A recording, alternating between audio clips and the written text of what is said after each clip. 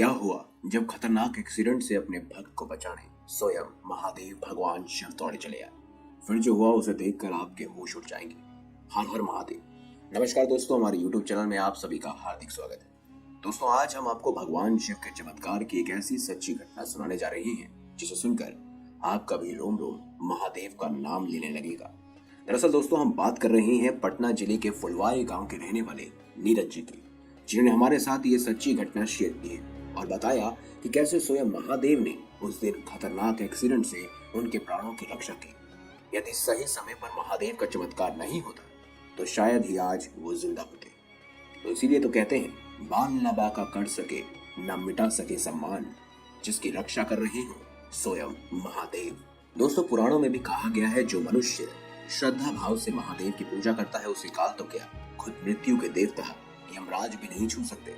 तो आइए दोस्तों, जानते हैं आखिर कैसे स्वयं महादेव ने खतरनाक एक्सीडेंट से बचाए अपने भक्त नीरज की जान।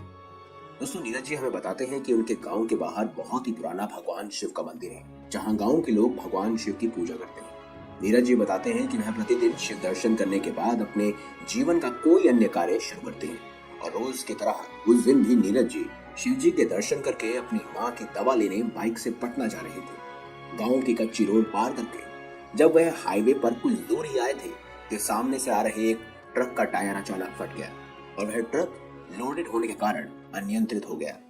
नीरज जी आगे बताते हैं कि नजारा देखकर उन्होंने अपनी बाइक रोक दी। इतने में ट्रक एकदम से उनकी तरफ आने लगा।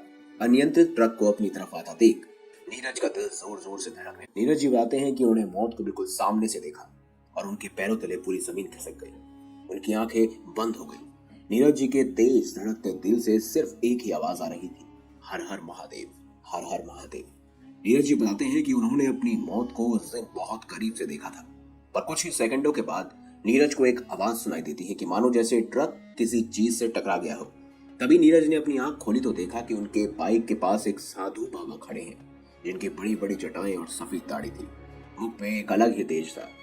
ट्रक उनके बगल वाले पेड़ से जाकर टकराया। नीरज जी को विश्वास नहीं हो रहा था कि यह सचमुच हो रहा है। वे ट्रक की तरफ देखकर सोचने लगे कि उनके ऊपर आता ट्रक अचानक उनको बिना एक खरोच पहुंचाए उनके बगल वाले पेड़ से कैसे टकराया। तभी उन्होंने अपने पास खड़े बाबा से पूछना चाहा, ये सब कैसे हुआ? पर वह बाबा वहां नहीं थे, परंतु वहां मौजूद अन्य लोगों ने कहा कि आज तुम्हें भगवान ने बचाया है, अन्यथा तुम्हारा बचना मुश्किल था। नीरज जी बताते हैं कि लोगों की बात सुनकर उनके मन में बस एक ही ख्याल आया कि बस साधु कोई और नहीं, स्वयं देवों के देव महादेव हैं, जिन्होंने आज उनकी जान बचाई, क्योंकि उस समय उनके मुख से केवल महादेव का ही नाम निकल रहा था।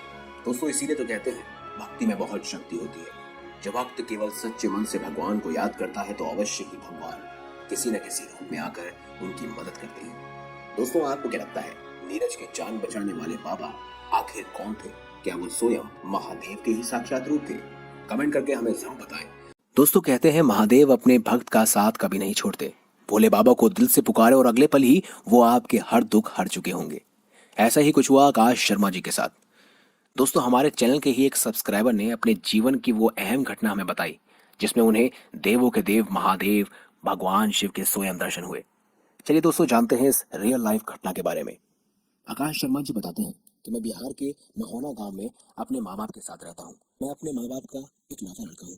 मैंने अपने घर में बचपन से ही शिव भक्ति का माहौल देखा है, क्योंकि मेरे पापा भी शिव के भक्त हैं और उनको देखा देखी में ही न जाने मैंने भी कैसे भगवान शिव का दास बन गया।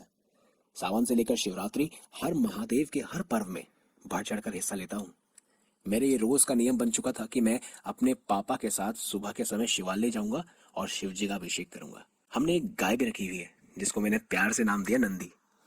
बात 2018 की है। सितंबर अक्टूबर का महीना था। तेज बारिश हो रही थी। ऐसा लग रहा था मानो ये कभी रुकेगी ही नहीं। बादल का मिजाज बिगड़ रहा था। सड़क पर लगभग घुटनों के बराबर पानी आ चुका था। हमें तो लग रहा था कि बाढ़ का एहसास हो जाएगा। उस समय मेरे पास ही एक दुकान थी, तो मैं वहां कुछ काम से गया हुआ था। जैसे तैसे मैं घर भीग भाग कर आ गया। रेडियो सुनते हुए एक गर्म चाय की चुस्की ले रहा था और तभी मैंने एक चौंकाने वाली न्यूज़ सुनी, जिसे मेरे ही नहीं पास के चारपाई पर लेटे पापा जी के हाथ पैर भी सुन गए। दरअसल ब्रह्मपुत्र नदी का जो बांध था वो भारी बारिश की वजह से टूट गया था और हमें हिदायत दी जा रही थी कि हम अपने गांव को छोड़कर किसी ऊंचे सुरक्षित स्थान पर चले जाएं। मैंने फौरन कुछ ज़रूरी सामान मम्मी के बोलने पर रख दिया और सरकार द्वारा बताए गए स्थान पर पहुंच गए। परंतु वहां पहुंचते ही मुझे ध्यान आया कि मेरी गाय तो बाड़े में ही बंधी रह गई। उसका ध्यान आते ही उसे बचाने के लिए मैं वापस अपने घर की तरफ बढ़ा। मेरे घर वालों ने ऐसा करने से मुझे मना किया, रोका, लेकिन मैं अपनी जान का जोखिम उठाते हुए उस गाय को बचाने चले गया। और मेरी गाय थी वो, नंदी कहता था मैं उसे, तो बचाना तो बनता ही है। वहां जब मैंने देखा तो उसके मुंह तक पानी आ चुका था। वो मुश्किल से सांस ले पा रही थी। मैंने फटाफट उसकी रस्सी खोली और उसे लेकर पास के पहाड़ की तरफ चल पड़ा। उसे तो मैं किसी तरह धक्का मार मार कर चढ़ा रहा था। पानी का बहाव अब बहुत तेज हो चुका था। मेरा बैलेंस भी ठीक से नहीं बन रहा था। पानी के बहाव के साथ मेरा पैर फिसला और मैं बह गया। मैं समझ चुका था कि अब मेरा अंत आ चुका है, मैं नहीं बचूंगा। और आखिरी समय में मैं अपने माता पिता को याद कर रहा था। आखिर मैंने उन्हें सुरक्षित स्थान पर पहुंचा दिया था और अपनी गाय को भी बचा लिया था। पर मैं अपने माँ बाप का इकलौता लड़का था। अब वो मेरे बगैर कैसे जिएंगे, ये सोचने के बाद अचानक मेरी बेहोशी छटने लगी और मैं आखिरी समय में सिर्फ महादेव का ही गुणगान कर रहा था। करीब आधे घंटे बाद मुझे होश आया तो मैंने देखा कि मैं किसी मंदिर की छत में लेटा हुआ हूँ। चारों तरफ मेरे पानी ही पानी है और विश्वास नहीं करेंगे आप, मैं उस मंदिर की छत पर अटका हुआ था। और वो स्वयं महादेव भगवान शिव का मंदिर था जहाँ मैं रोज शिव अभिषेक करने जाता था। यह देखकर मेरी आंखों से आंसू आ गए कि जिस मंदिर पर, जिस शिवलिंग पर मैंने रोज अभिषेक किया, आज उसी की छत पर मैं बैठा हुआ हूँ। मैं अपने अंदर ही अंदर भगवान शिव का गुणगान कर रहा था। मैं भगवान शिव के चरणों में अर्पित होने के लिए तैयार था। और उस समय मुझे ये समझ आ गया कि भगवान शिव का सदैव हाथ मेरे सर पर रहेगा और उनका आशीर्वाद मेरे साथ बना हुआ है। दोस्तों, यदि आप भी भगवान शिव को दिल से मानते हैं तो कमेंट बॉक्स में सच्ची श्रद्धा के साथ हर हर महादेव अवश्य लिखिएगा। दोस्तों, एक गांव में एक आदमी रहता था। वह बहुत अच्छा था, हमेशा दूसरों की मदद करता था और उसका दिल बहुत अच्छा था और वह किसी का निंदा नहीं करता था। अपने घर पर आए हुए मेहमानों को बहुत आदर पूर्वक भोजन करवाता और भेजता। वह प्रत्येक दिन ओम नमः शिवाय का जाप करता था।